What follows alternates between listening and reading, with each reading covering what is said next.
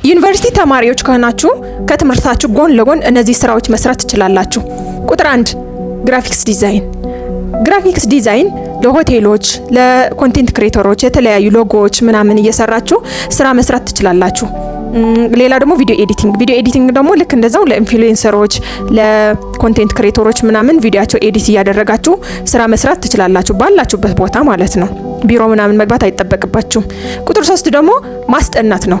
እስከ 12 ክፍል የተማራችሁትን ትምህርት ለተናናሾቻችሁ ማስጠናት ነው።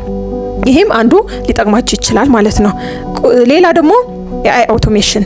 ኤአይን በመጠቀም የተለያዩ ቪዲዮዎች ኢንተርናሽናል የሆኑ ቪዲዮዎች እየሰራችሁ በኢንተርናሽናል የሆነ አካውንት መልቀቅ። ዩቲዩብ አውቶሜሽን ሊሆን ይችላል፣ ቲክቶክ አውቶሜሽን።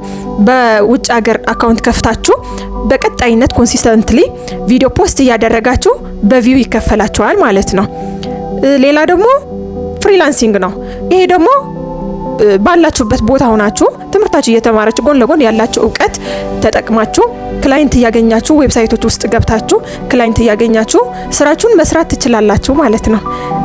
ግራፊክስ ዲዛይን፣ ቪዲዮ ኤዲቲንግ፣ የተለያዩ ስኪሎች አሉ። እነዛ ስኪሎች በነፃ የት እንደምትማሩ ከፈለጋችሁ ኮሜንት ውስጥ ጻፉልኝ እንፈልጋለን ብላችሁ።